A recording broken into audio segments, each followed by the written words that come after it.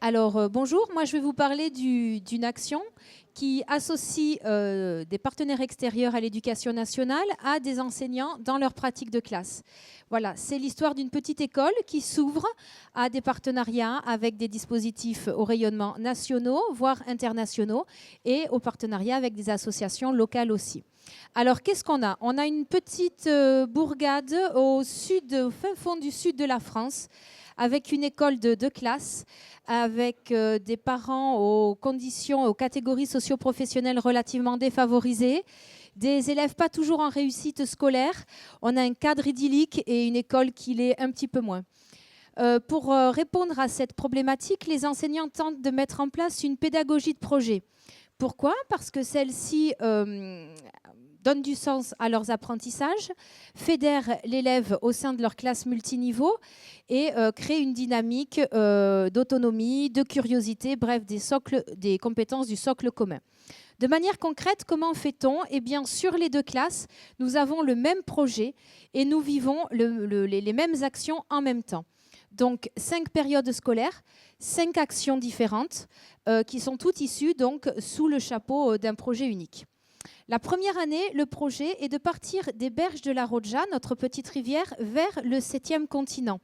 Voilà, donc on décline les différentes actions au fil de l'eau, avec donc une découverte de notre environnement local vers une globalisation et une approche, une découverte plus mondiale. Donc la première étape est celle de découvrir la mare de l'école et ce qui nous entoure, c'est-à-dire le temps qu'il fait.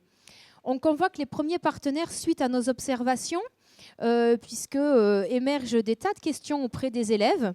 Et on s'associe avec l'université qui va nous apporter son savoir. On part ensuite au fil de l'eau et on va découvrir notre rivière. On s'associe avec la pisciculture, qui là aussi va nous apprendre que l'eau est propre à Sahor et va nous apporter un savoir spécifique qui permet de nourrir la curiosité des élèves. Donc cette eau propre à Sahor, eh bien, on se rend compte qu'elle n'est pas propre partout et on pose cette problématique unique au cycle 2 qui vont recueillir les dispositifs expérimentaux des cycles 1 pour savoir comment on peut faire pour la nettoyer. Qui vont ensuite trouver les cycles 3. Bref, on a une communauté d'apprenants qui cherchent à résoudre cette problématique de comment nettoyer l'eau.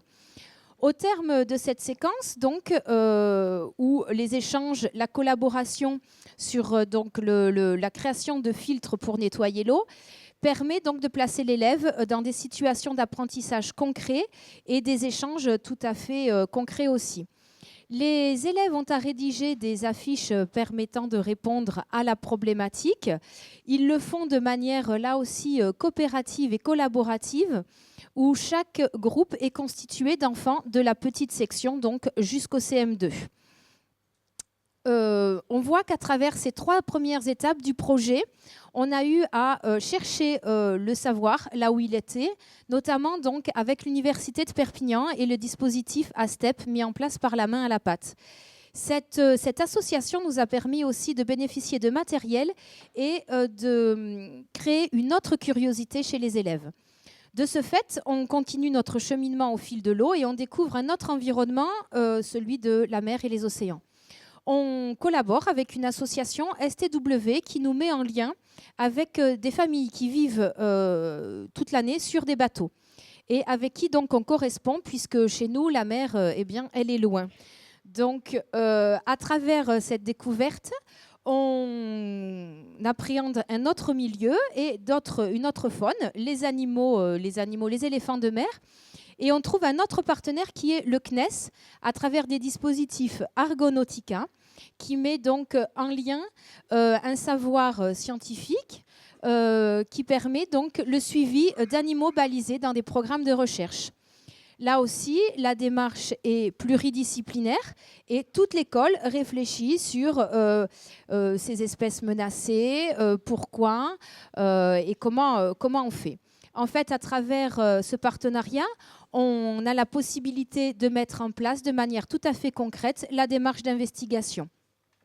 Voilà, le CNES offre aussi la possibilité de faire des visioconférences avec les scientifiques basés sur les îles Kerguelen, par exemple, et organise des rencontres des différentes écoles qui ont participé à des projets. À travers cette collaboration, nous avons pris contact aussi avec un programme international de mesure de qualité de l'air. Donc on voit encore une fois comment de la météo des écoles, site participatif auquel nous adhérions en début de projet, nous avons pu basculer sur un programme beaucoup plus élargi. On arrive au terme de la première année du projet. La deuxième année, eh bien, nous procédons exactement de la même manière, une même problématique unique déclinée sur les 2 classes de l'école, avec cette fois-ci un départ qui plutôt global vers un retour vers le local. On découvre, on suit des skippers du Vendée Globe. On a nettoyé notre fameux 7e continent et c'est la démarche technologique qu'on met en œuvre grâce aux outils offerts par les différents partenaires. On voit donc comment, à travers cette petite école qui, au départ, était relativement isolée, on a pu créer tout un réseau basé sur la curiosité de l'élève, l'émulation intellectuelle que pouvait donc créer le partenariat avec d'autres partenaires. En gros, on a créé une réelle appétence au savoir et une vraie communauté de petits élèves en réussite scolaire.